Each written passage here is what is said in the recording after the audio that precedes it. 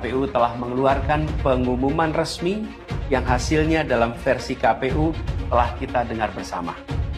Atas dasar itu, izinkan kami menyampaikan pernyataan untuk mendakapi proses pemilu yang sejak awal hingga saat ini. Sejak awal kita semua telah melihat dan menemukan begitu banyak ketidaknormalan, kekurangan dan pembiaran terhadap proses yang tidak wajar. Kami memutuskan meminta tim hukum Timnas Amin untuk maju ke Mahkamah Konstitusi. Terlalu banyak temuan-temuan tentang proses demokrasi yang tidak berintegritas ini yang telah dikumpulkan oleh tim hukum Timnas Amin.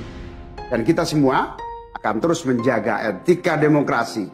Kepemimpinan yang lahir dari proses yang ternodai dengan penyimpangan, dengan kecurangan, akan menghasilkan rejim yang outputnya nanti, keluarannya nanti adalah kebijakan-kebijakan yang penuh dengan ketidakadilan. Kita ingin mengembalikan demokrasi kita menjadi demokrasi yang penuh dengan kewarasan, demokrasi yang mengedepankan adab. Bahkan ada yang ketuanya sudah melanggar kode etik berkali-kali, sudah diberikan sanksi berkali-kali, tapi tetap saja dibiarkan menjalankan perannya. Kemungkinan untuk bisa mendapatkan keadilan itu kemungkinannya amat kecil. Kami berharap pertolongan Allah SWT, pertolongan Tuhan yang Maha Kuasa. Semoga Allah bukakan, Allah teguhkan hati para hakim konstitusi itu. Mari kita terus jalankan perjuangan ini dengan menjunjung tinggi etika. Kita dukung langkah tim hukum. Semoga Allah SWT meridhoi perjuangan kita. Namanya siapa, Mas? Namanya Muslim. Muslim. Mas, ingin tahu kenapa turun aksi sini? Sementara maaf ya, kondisi Mas kan ada kurang tongkat.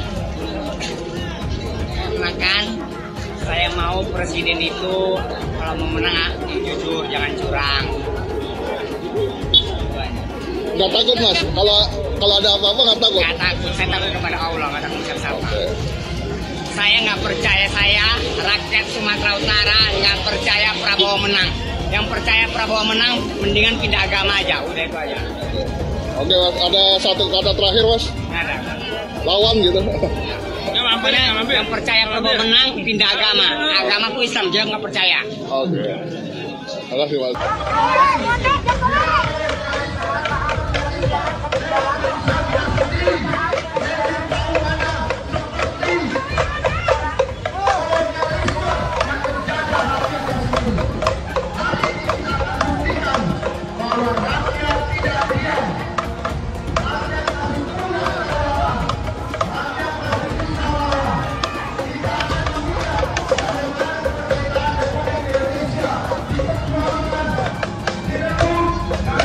Satu hal ya, saya ngomong terus terangnya di sini ya. Itu kalau nanti PKB katanya akan tetap berani mendukung hak angket, ya, itu Muhaimin Iskandar pasti akan menjadi tersangka, ya. Dan siapa yang akan menjadi pengganti Muhaimin, ya? Yang tadi isunya Menteri Agama, tapi sekarang isunya katanya Gus Ipul, gitu kan? Pak Ahok tidak akan pernah bersatu dengan Pak Anies. Sekarang dia bilang Pak Anies tidak negarawan. Mohon maaf nih, saya juga tak setuju terhadap statement Pak Anies yang bilang pribumi dan segala macam. Saya sangat tidak setuju, saya mengutuk kata-kata itu. Belum ada kepastian apakah Bapak akan tetap menjadi oposisi dan seperti apa, itu bagaimana Pak kepastian? Kalau ternyata hasilnya berubah gimana? Kalau ternyata ada putaran kedua gimana? Kalau ternyata ada hasil berbeda gimana? Jadi kita tunggu sampai tanggal 20, baru kemudian nanti kita akan sampaikan. Tapi saya berpesan tadi, benar, bahwa di dalam proses pemilu itu akan ada selalu yang menang berada di pemerintahan, yang tidak berada di luar pemerintahan. Saya pegang prinsip itu aja, prinsipnya yang dipegang. Bila menang berada di dalam pemerintahan, bila tidak menang maka berada di luar pemerintahan. Dan dua-duanya sama-sama penting, bahwa jangan sampai kita tidak tahan berada di posisi oposisi. Anies itu kacang lupa kulit. Jadi gubernur kan yang mendukung Prabowo. Tapi nyatanya menjelek-jelekan Prabowo supaya Prabowo dipilih oleh masyarakat Indonesia. Sifatnya memang jahat. Kalau bisa di dalam sini, Pengadilan Jakarta Pusat, silakan datang Jokowi. Saya mau ketemu sama Anda. Saya tidak takut ke Anda ini presiden. Bukan presiden, tukang sapu kok. Cukup warga Jakarta yang tahu waktu jadi gubernur DKI. Ini yang warga Jakarta coba deh bersuara di sini. Gimana sih Jakarta semenjak kepemimpinan Pak Anies? Coba kalian nilai dari 1 sampai 10. Komen di bawah. Jujur gue kepo banget nih. Biar warga Jakarta sendiri yang nilai. Maju jadi pilih gubernur Jakarta itu isu untuk mengalihkan perhatian dari persoalan pilpres. Seakan-akan pilpres sudah selesai. Ya kan? Anda jangan terjebak. Ya Pak. Pertama di mana kita ajakannya Pak untuk kerjakan selesai berbeda Pak? Ya Pak. Tidak ada cerita Ahok dengan Anies. Ketika saya kalah, saya langsung kasih Anies penghargaan, ucapan segala macam. Tapi yang tidak bisa saya terima, ketika Anda menang, Anda pidato memecah belah bangsa. Bahwa Jakarta udah kembali ke pangkuan pribumi yang dijajah selama ini. Itu teksnya di mana-mana. Itu sangat memecah belah bangsa. Saya ini asli Indonesia sesuai undang-undang loh. Apa karena saya namanya Ahok? Itu yang tidak betul seorang Anies lakukan. Bagi saya Anies sangat tidak negarawan. Anda udah menang, yes okay gitu loh. Saya juga tidak bawa ke MA, nggak bawa ke MK. Waktu Anda ulang tahun DKI saya juga datang. Tapi kenapa Anda mesti pidato seperti itu? Mana yang lebih bertakwa, Pak Anies, Pak Ganjar, atau Pak Prabowo pada Tuhan? Ini kan tidak bisa kita mengukur. Kayak kita berdua aja sekarang ini kan kita nggak tahu nih mana yang lebih dekat dengan Tuhan gitu kan. Apalagi nanti kalau kita bicara mana yang masuk surga, kan kita nggak tahu. Nah, yang bisa diukur itu sebetulnya adalah kesalehan sosial. Maksudnya apa dampak yang sudah dia berikan untuk masyarakat gitu kan. Makanya sering ada pertanyaan, misalnya kalau dari teman-teman pendukung Anies gitu kan, apa sih prestasinya Pak Prabowo? Ya saya sampaikan, ya Pak Anies itu prestasinya Pak Prabowo gitu loh. Jadi Pak Prabowo itu orang yang pemaaf, dia mudah memaafkan orang. Pak Prabowo itu orang yang juga berani meminta maaf. Jadi setiap akan diperiksa itu ada hambatan politis, psikologis, karena selalu dituding ingin menjegal Anies karena formula itu kan itu psikososial, sehingga KPK itu setiap nyebut mau menyelidiki gitu, orang mau demo, KPK-nya mau dibakar, kalau ini ya untuk menjegal gitu, sehingga ya gamang. Apakah kasus korupsinya ada indikasinya kuat? Laporan BPK itu menyimpulkan Formula E tidak boleh dibiayai oleh APBN maupun APBD. Firm itu ya? Firm, karena menurut undang-undang yang boleh dibiayai oleh APBN, APBD itu undang-undang olahraga tertentu yang disukai rakyat secara masif.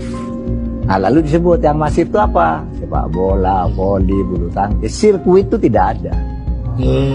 Nah, lalu BPK minta ini supaya didalami, ada indikasi itu tidak benar. Nah, setiap ini mau didalami, ribut, katanya mau menjegal Anies gitu.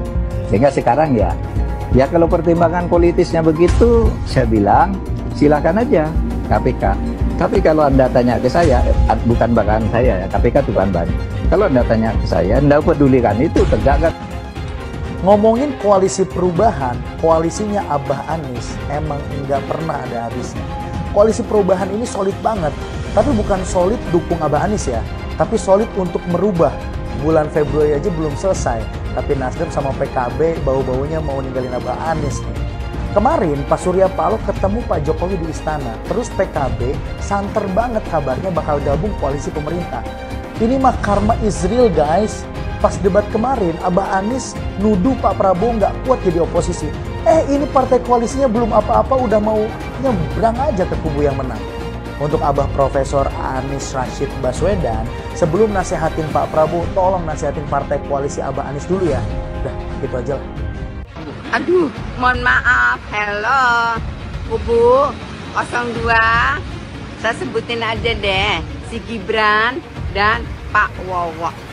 Makan gratisnya makan yang apa dulu dong? Minum susu basi. Makan gratis makanan apa dulu? Aduh deh, aduh ya Allah. Zaman gini kok makan gratis. Hai, jangan mau dibodoh-bodohin dengan bocah kentur. Bocah kentur yang nggak ngerti apa-apa. Sekolah aja, mohon maaf tanda kutip, mau memimpin negeri terbesar ini. Hai rakyat, sadar kalian. Jangan cuma dimakan gratis. Hello, sadar kalian, cerdas. No. Nggak setuju? Tidak setuju. Makan gratis nggak setuju. Makan gratis kami masih sanggup. Namanya kami makan, kami hidup. Kalau kalian setuju dengan makan gratis, karena hidup kalian berarti tergantung oleh kubu 02. Berarti kalian bodoh. Mantap. Bodoh. Oke Bu. Oke, jangan. Ibunya semangat banget nih guys. Bu, Allah bilang apa? Qatiluhum, lawan mereka. Betul, kita harus revolusi. Allah yang bilang, yu'adzibumullah, Allah yang akan mengazab mereka. Tapi kita harus turun yang banyak. Turun 2 juta orang. Semua nanti tanggal berapa kita rame-rame turun. Ini perintah Allah. Karena mereka sudah zalim, mereka sudah jahat, maka Allah perintah qatiluhum, yu'adzibumullah biaidikum. Allah akan hancurkan mereka. Tapi lewat tangan kita. Tangan kita ngapain? Turun ke bawah, kita ikut sama-sama. Ya Rab, aku hadir. Hadir seluruhnya. Umat Islam, umat-umat yang beriman harus hadir nanti tatkala ada kita akan mengadakan turun ke jalan. Jangan cuma 100.000, 2 juta orang harus turun. Seluruh Indonesia serukan untuk mereka datang. Bahwa ini perintah Allah dan kita laksanakan sami'na wa ata'na. Seharusnya pemilu diulang sampai Anies menang. Rakyat sudah cerdas, sudah pintar, yang tidak mau dibodohi lagi. Orang-orang atau pecundang-pecundang, pengkhianat-pengkhianat bangsa yang merongrong rakyat Indonesia, yang menghancurkan kedaulatan Indonesia. Ingat, kami merasa dicurangi. Saya tetap melawan. Saya akan turunkan pasukan-pasukan. Bahkan rakyat Indonesia saya serukan semuanya harus turun di jalan. Kampung KPU, kampung KPU, kampung KPU. Takbir! Takbir! Bismillahirrahmanirrahim. Bismillahirrahmanirrahim. Bismillahirrahmanirrahim. Sekarang pemilu Pilpres sudah selesai. Sudah tiba waktunya Anda untuk segera mengundurkan diri. Karena tidak elok dilihat Anda memakai mobil dan fasilitas mewah sebagai menteri, karena Anda ditunjuk oleh Jokowi sebagai menteri, tapi Anda terang-terangan melawan beliau berhaluan politik, berbeda haluan politik. Mundurlah sebagai menteri baik-baik agar Anda terhormat. Yang tersangka setelah Pilpres ini namanya Anies Baswedan dan Muhaimin. Mas Anies pernah terkait dengan dengan kasus Formula E, kemudian Mas Ganjar terkait dengan IKTP, kemudian Pak Gus Muhaimin terkait dengan kasus yang lain, dan mereka pernah dipanggil KPK. Nah, kemudian dia jelaskan karena ada proses kasus itu, bisa jadi pasca Pilpres ada yang jadi tersangka.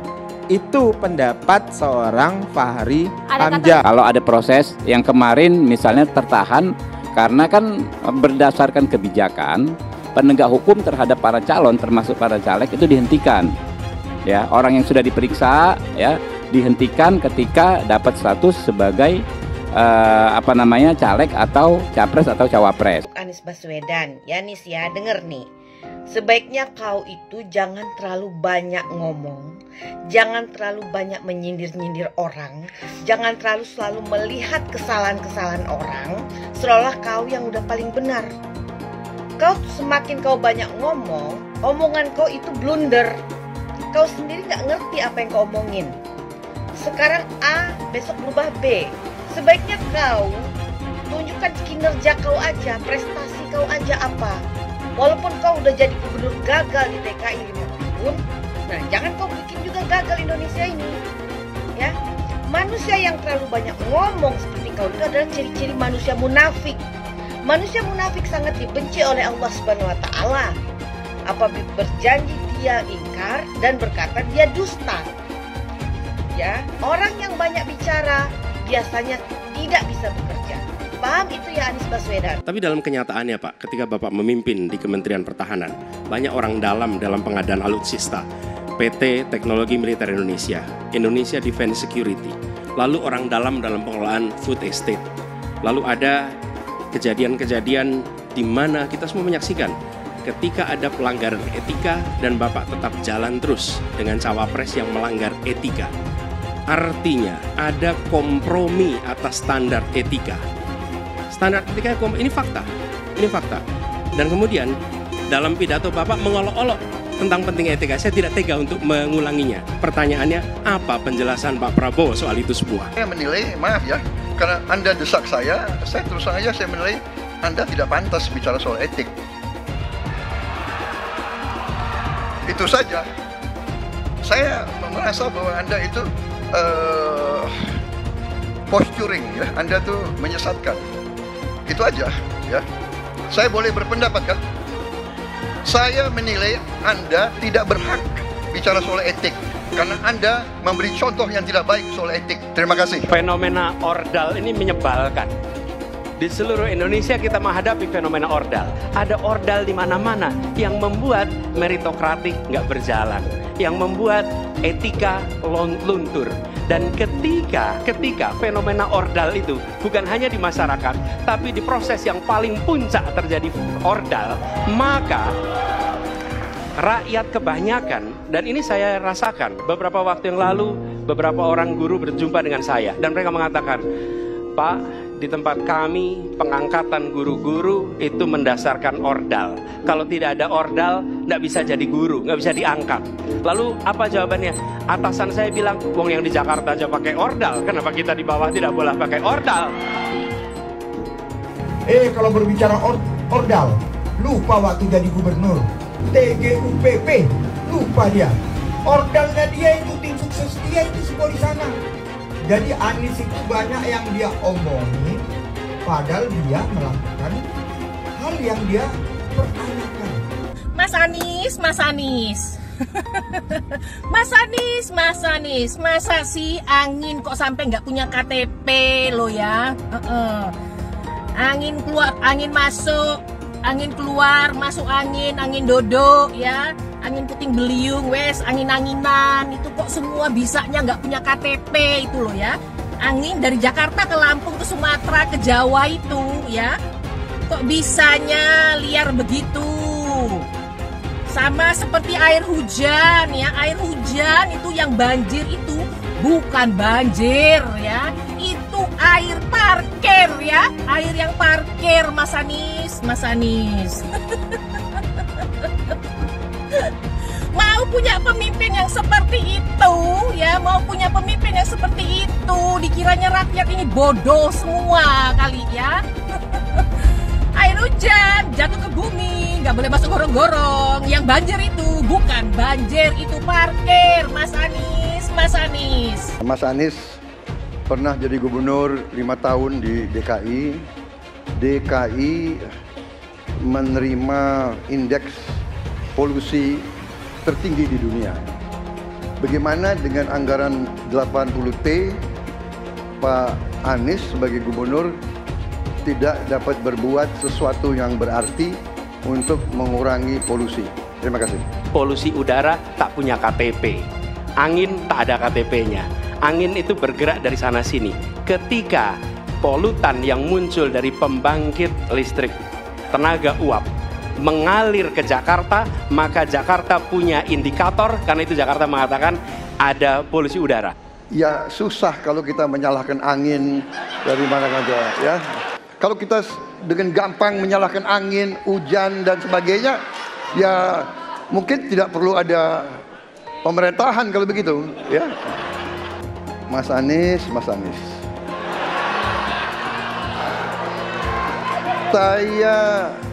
Saya berpendapat Mas Anies ini agak berlebihan. Mas Anies mengeluh tentang demokrasi ini dan itu dan ini. Mas Anies dipilih jadi gubernur DKI menghadapi pemerintah yang berkuasa. Saya yang mengusung Bapak.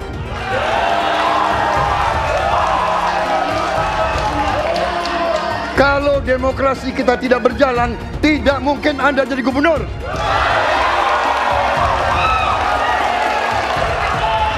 Kalau Jokowi diktator, Anda tidak mungkin jadi gubernur. Saya waktu itu oposisi, Mas Anies. Anda ke rumah saya, kita oposisi, Anda terpilih. Apa yang bisa diharapkan dari Anies? Nggak ada. Jakarta amburadul, mimpin Jakarta aja amburadul, apalagi mimpin Indonesia. Anies itu perbual. Kayak mana apa karena perbual itu? Pembohong. Pembohong itu Anies itu. Gak usah dengar itu. Nggak layak jadi pemimpin. Apalagi jadi presiden. Di Jakarta aja kamu tengok itu amburadul. Di Jakarta tingkat kemiskinan tinggi. Pembangunan apa yang bisa dibangun Jakarta? Satu puskesmas pun bangunnya nggak ada.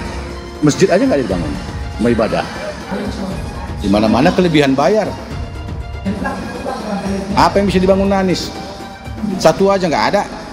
Satu saja tunjukkan apa yang bikin Anies dibangun di Jakarta. Ganjar belum kampanye saja tetap di atas, apalagi sudah kampanye. Anies yang sudah keliling Indonesia, yang naik jet pribadi, keliling, jangankan naik, makin nyungsep ke bawah. Nah, masyarakat sudah tahu siapa Anies. Anies, siapa di belakangnya? Oligarki, satu. HTI, FPI. Masyarakat Indonesia bukan cari orang Yaman. Indonesia mencari nyaman. Anies ini keliling-keliling Indonesia mau ngapain sih? Bingung saya ngelihat. Menawarkan perubahan tapi tanpa konsep dan gagasan. Apa yang mau dirubah dan perubahannya seperti apa? Apakah akan merubah negara Pancasila menjadi negara khilafah juga nggak jelas. Jadi perubahan apa yang mau ketawarkan nih? Jadi jangan berharap dapat lotre lah nih tiba-tiba jadi presiden Indonesia. Nggak, Indonesia ini terlalu luas, terlalu besar. Jangan bermimpi lah. Bicara ke sana ke sini keliling Indonesia seolah-olah paham dan mengerti masalah negara. Lawang jadi gubernur aja 5 tahun kamu nggak ngerti masalah Jakarta. Apa yang kamu lakukan dengan Jakarta? Nggak ada nih, nggak ada. Masalah Jakarta segitu banyak tak satu pun yang selesai. Yang ada malah kerusakan bertambah. Anies hendak jadi presiden, hendak mengadakan perubahan. Perubahan apa nak kau buat? Nak kau balik Indonesia ini telontang jadi telangkup. Yang sudah maju dipandang mata dunia, hendak kau manakan lagi? Apa yang makanya kalau nak baca itu pidato tuh, hendak merubah Indonesia, sebutkan apa yang hendak dirubah. Jangan kata rubah ada, tapi yang hendak dirubah tak ada. Serupa dengan rekam jejak. Lihat rekam jejak. Apa rekam jejak kau di Jakarta? Apa yang kau jaga di Jakarta? Bukan yang ada kalau jaga di Jakarta kau bilang rekam jejak, seakan pidato dulu rekam jejak saja. Gaya orang nangkuk kau bodoh-bodoh saja, orang nak pidato kau pembodoh-bodohan. Kau anggap orang Indonesia ini bodoh semua, yang pintar orang Yaman. Yaman. Nantau kau Yaman kalian nantau. Bila ingin melihat apa yang akan dilakukan seseorang ke depan, maka lihatlah rekam jejaknya. Karena rekam jejaknya adalah prediktor terbaik untuk masa depan. Saya mensyukuri kenapa kalah, kenapa ditahan. Saya bersyukur atas itu semua. Saya coba bayangkan ya, kalau seandainya waktu itu kita menang gitu ya, hari ini belum tentu kita bisa nikmati seperti ini. Kita bersyukur 5 tahun Tuhan izinkan kasih ke orang yang pintar ngomong untuk kerja. Coba kalau kita bayangkan gitu ya, kalau kemarin saya masih jadi gubernur, ini saya udah turun ini. Tapi yang pintar ngomong itu dikira orang hebat kan? Ini lebih berbahaya tahun 2024. Langsung ketahuan karakternya. Langsung ketahuan itu. Di saya juga ada kutipan Pak di kamar saya Pak. Tulisannya, Jakarta telah mengambil keputusan yang fatal. Jangan sampai bapak politik identitas justru menang dengan cara menipu umat Kristen. Jadi kalau sekarang umat Kristen mendukung Anies, mereka akan membayar mahal kerelaannya untuk menukar iman hanya untuk kepentingan sesaat. Kita tahu Anies lahir dari apa? Politik identitas. yang dia dulu melabeli kafir semuanya kepada yang non-muslim. Saya mintalah kepada muslim yang waras dan kepada kelompok minoritas, janganlah Anda memilih pemimpin yang berkarakter seperti Anies. Elektabilitasnya Anies merosot ya seiring mulai terkuaknya kontroversi dari kepemimpinan Anies di Jakarta. Gen Z juga tahu kalau Anies adalah sosok yang didukung kelompok intoleran yang membuat Pilgub DKI 2017 menjadi sangat kotor. Politik identitas yang mengarah ke perpecahan seperti yang dikeluarkan pendukungnya Anies, yaitu Kadrun bin Kamret, kafir lah, laknat lah, PKI lah, ya cuman itu doang kemampuannya. Itulah pendukung Anies. Jangan pernah takut melawan kadrun yang cuma pengen Indonesia hancur. Presiden kita ini memecah belah umat. Kalau punya jejak pernah memecah belah umat, jangan dipilih. Kita lihat apakah pemimpin kita, calon pemimpin kita ini ya pernah menggunakan agama sebagai alat untuk memenangkan kepentingannya atau tidak. Kalau agama diperalat untuk merebut kekuasaan, jangan dipilih. Sekali lagi, kalau ada calon pemimpin yang punya rekam jejak memperalat agama untuk kepentingan politiknya, jangan dipilih. Bapak Politik Identitas Indonesia Anies Baswedan, Bapak Intoleransi Indonesia Anies Baswedan, jangan lupakan, jangan terlena, jangan sampai dia pecahkan kita dengan dagangan ayat dan mayatnya. Air itu turun dari langit, turunnya ke atap rumah langsung sumur bor, bukan ke sungai dan ke laut. Saya ingatkan, jangan ada lagi politik identitas. Jangan ada lagi politisasi agama. Penjajahan di depan mata itu di Jakarta. Kita semua pribumi ditindas, kini saatnya kita menjadi tuan rumah di negeri sendiri. Saya bilang, Nis, ente nggak bisa jadi presiden. Kenapa? Karena presiden adalah orang Indonesia asli, saya bilang. Anies, ibunya Arab, bapaknya Arab, kakeknya Arab. Mas Anies nikah dengan keturunan Arab. Menantu Mas Anies, anak Mas Anies nikahnya dengan Arab lagi. Jadi Mas Anies kalau merepresentasikan Indonesia agak kurang ke-Indonesiaannya. Mungkin 3% Indonesia aja yang bisa direpresentasikan oleh Mas Anies. DKI yang kita harapkan, Anies Baswedan yang begitu jelas Islamnya, 4 tahun 8 bulan jadi gubernur. Mana peraturan pergub saja yang melarang miras? Mana perda Islam apalagi? Yang akhirnya tidak berani juga menegakkan hukum Islam. Banjir tetap banjir, macet tetap macet, kriminalitas Jakarta. Anda tahu, 2 menit sekali terjadi pencurian. Sekarang orang sedang euforia, dia mau dicapreskan. Bagaimana umat terjebak lagi, bodoh lagi, masuk lagi. Kalau misalnya memang Anies itu mau maju dan dia tekad mau menegakkan hukum Islam dan menyatakan perlawanan, saya penuh. Tapi dia tidak lakukan itu. Jangan hanya konsentrasi pada pembangunan benda-benda mati yang indah difoto dan bisa ditunjukkan dalam 5 tahun hasilnya. Kalau kita mau menilai sebuah janji, maka lihat janjinya atau lihat kenyataannya. Dulu janjinya apa ya? Dan ini aneh, betul-betul aneh. Ini bukan kampanye, tapi saya sampaikan sini. Di satu sisi menyiapkan jalur-jalur air untuk dikirim ke laut, di sisi lain di lautnya dipasang dengan pulau reklamasi, tinggal tunggu waktu jadi rob, air balik. Dan ini melawan sunnatullah. Kenapa? Air itu turun dari langit ke bumi, bukan ke laut. Harusnya dimasukkan ke dalam bumi, masukkan tanah. Di seluruh dunia air jatuh itu dimasukkan ke tanah, bukan dialirkan pakai gorong-gorong raksasa ke laut. Jakarta telah mengambil keputusan yang fatal. Bukan banjir, itu memang parkir air. Bukan banjir, itu memang parkir air. Masyarakat berkeliling dengan membawa toa untuk memberitahu semuanya, termasuk sirine. DKI Bond 82 miliar. Apa alat transportasi yang dimiliki oleh hampir setiap orang? Alat transportasi yang dimiliki semua orang adalah kaki. Kalau seandainya orang Jakarta percaya Pak Anies jadi gubernur pun, saya berani jamin kok dia akan lakukan normalisasi yang sama seperti saya lakukan kok. Gak usah bohong lah. Tapi ketika air sampai di muara, maka siap untuk dipompa ke laut. Pancasila Soekarno, ketuhanan ada di pantat. Anak Tuhan dari mana? Kalau Yesus anak Tuhan, bidangnya siapa? Besok di seluruh wilayah Indonesia kami katakan iblis hanya menggoda orang yang beriman. Makanya jarang-jarang orang kafir kerasukan setan. Yang kerasukan setan itu orang baik-baik. Jarang, saya belum pernah nengok Cina kerasukan setan. Pernah tak Ahok itu kerasukan setan?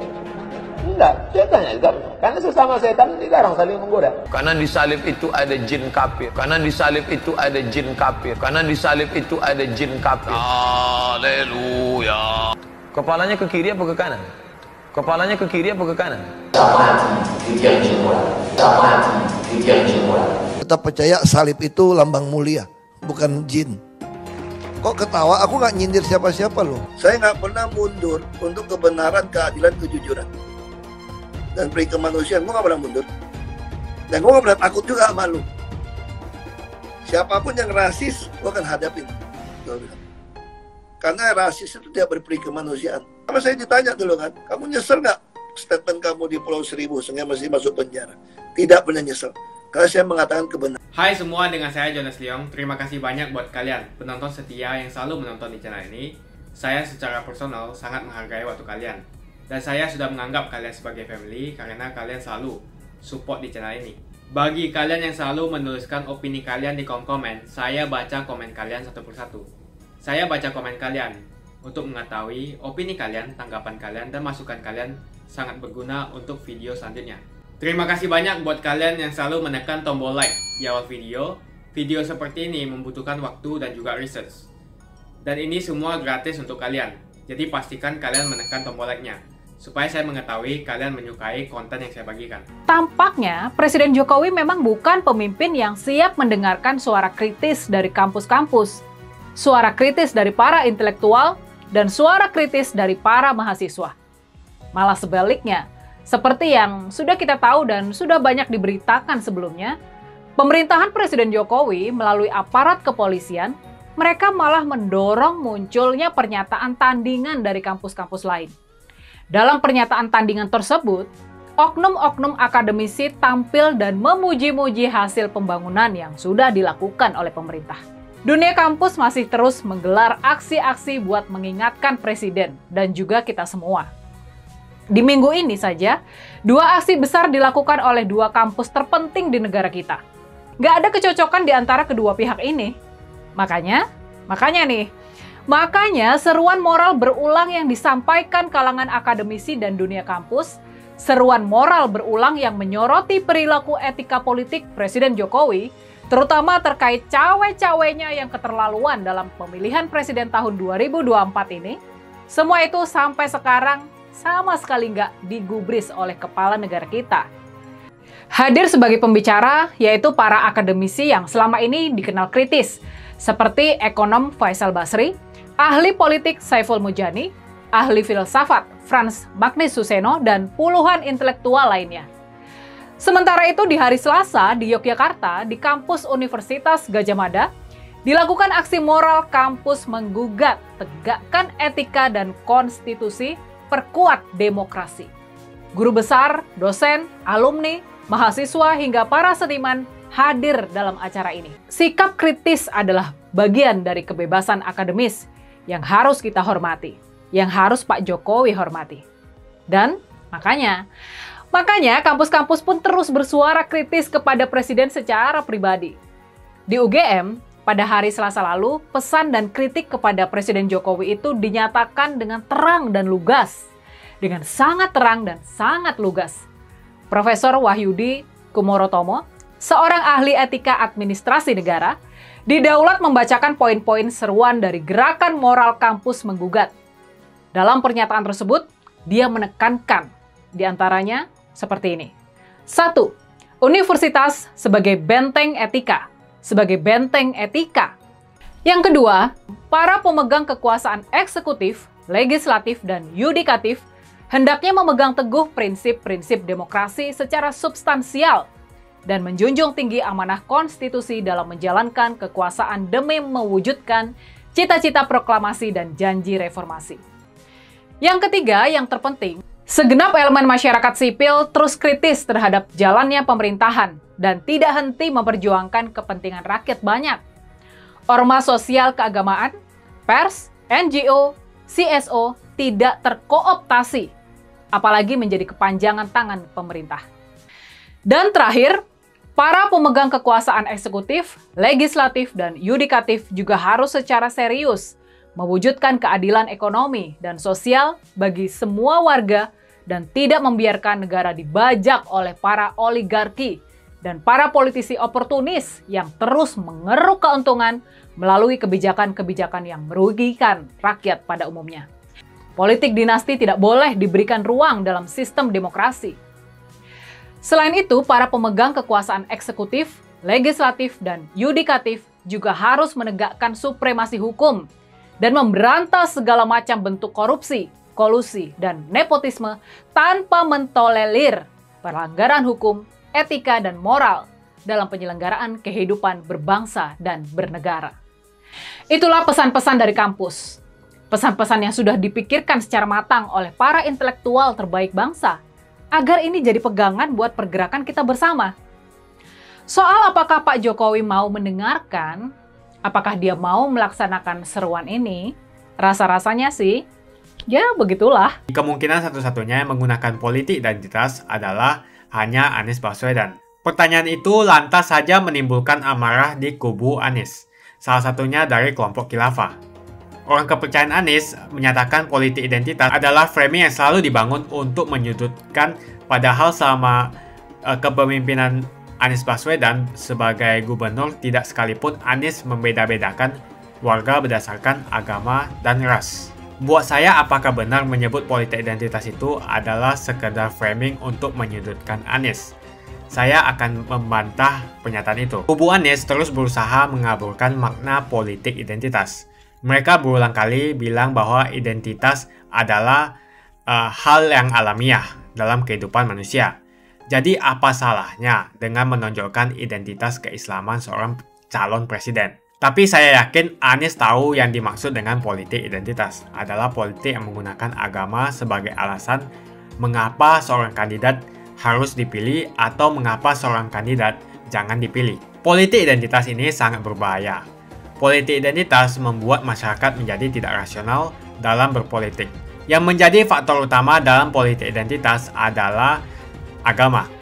Seorang kandidat akan dipilih karena agamanya, terlepas dari apakah dia melakukan korupsi atau melakukan pelanggaran HAM. Ketika politik identitas digunakan, maka ini akan berpotensi konflik, karena usai pemilihan, konflik itu akan terus berlangsung dalam waktu yang lama. Masalahnya, ada alasan yang cukup kuat untuk menduga bahwa Anies sangat mungkin menggunakan politik identitas, yang memang dikatakan normal ketika menjabat sebagai gubernur DKI. Dalam proses menjadi gubernur, kubu Anies jelas-jelas menggunakan agama sebagai alasan untuk menjatuhkan Ahok. Anies jelas-jelas menggunakan agama sebagai alasan untuk menjatuhkan Ahok, sampai akhirnya Ahok dipenjara. Jadi ada track record sebelumnya bahwa Anies bisa menggunakan politik identitas untuk mencapai tujuannya.